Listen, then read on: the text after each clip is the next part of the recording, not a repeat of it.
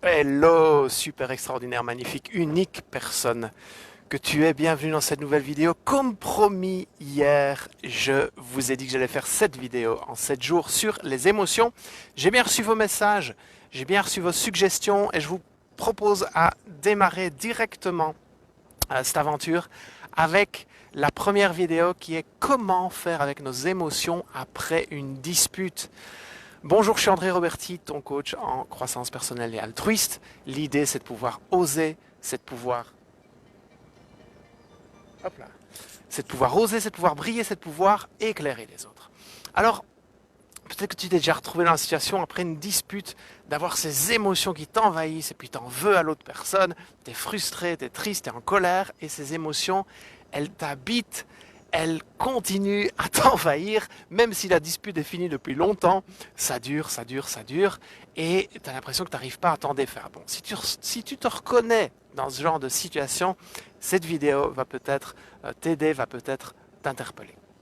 Alors, il faut savoir que une émotion, c'est pas toi, c'est que un message, d'accord? Donc, la première chose à faire, c'est de se rendre compte que si tu ressens de la tristesse, si tu ressens de la frustration, si tu ressens de la colère, la première chose à utiliser, c'est les mots, d'accord?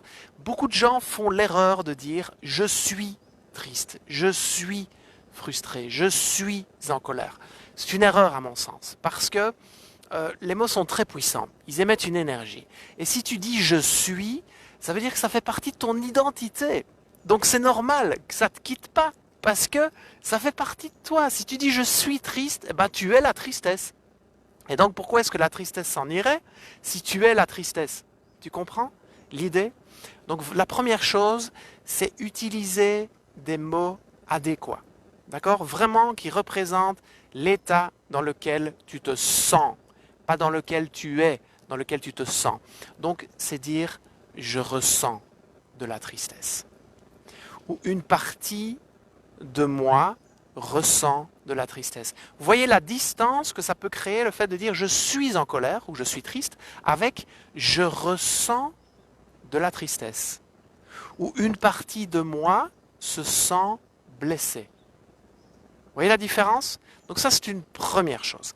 La deuxième chose, c'est arrêter de vouloir diaboliser les émotions inconfortables. En fait, dans l'absolu, il n'y a pas de bonnes ou de mauvaises émotions. Il n'y a pas de bonnes ou de mauvaises sensations. Il y a juste qu'elles sont là pour délivrer un message. Ok? Et donc, ça ne sert à rien d'en vouloir à l'autre éternellement pour quelque chose qui vous a blessé. La personne fait de son mieux avec son histoire, avec où elle en est. Voilà, avec où elle en est dans son expérience, dans son histoire, dans son évolution personnelle. Le GSM me dit qu'il me reste 5% de batterie. J'espère que je pourrai aller à la fin de cette vidéo. Donc, c'est juste comprendre le message et utiliser cette émotion comme une puissante source de créativité. Si vous saviez le nombre de personnes qui ont créé des magnifiques musiques sur de la tristesse et de la colère, des magnifiques poèmes, des magnifiques peintures, c'est juste extraordinaire en fait. Le nombre de fois où j'utilise moi les émotions que je peux ressentir pour créer des choses. C'est une énergie, ok, voyez-le comme ça. Et troisième point par rapport à ça, revenez à des choses plus importantes. Remettez vos focus sur quelque chose de plus important. Si vous me dites, oui, mais André, tu ne te rends pas compte, moi, j'ai vécu telle relation, et il m'a fait ça, et il m'a fait ça, et il m'a fait ça. Et je dis à la personne, ok, c'est cool, mais tu peux rester là-dedans pendant des mois, des années, si tu veux, mais maintenant, je te dis que tu viens de gagner 100 millions d'euros, et que tu viens de rencontrer l'amour de ta vie, ton âme sœur. Comment tu te sens? Vraiment, mets-toi dans cette perspective-là. Ferme les yeux, imagine, tu viens de gagner 100 millions d'euros, tu viens de rencontrer ton âme sœur, là, tout de suite. Ça t'accompagne jusqu'à la fin de ta vie. Cet état extraordinaire.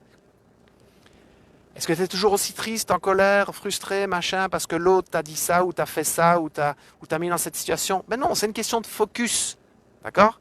Donc c'est important de discuter avec son cerveau et de lui dire, mon ami, tu n'es pas en danger, euh, tout va bien, tu peux arrêter de te mettre en mode survie, je vais bien, tout va bien, merci pour le message, on passe à autre chose, je remets mon focus là-bas, ok? J'espère que ça t'a aidé. Mets un petit pouce sous cette vidéo, abonne-toi à la chaîne YouTube si ce n'est pas encore fait. Si tu regardes cette vidéo sur YouTube, appuie sur la petite cloche, partage, passe le témoin si tu as l'impression que ce que je t'ai partagé ici peut vraiment t'aider. Ça peut aussi aider des personnes dans ton entourage, dans ta communauté. Je t'embrasse et je te dis à demain dans la prochaine vidéo. À bientôt.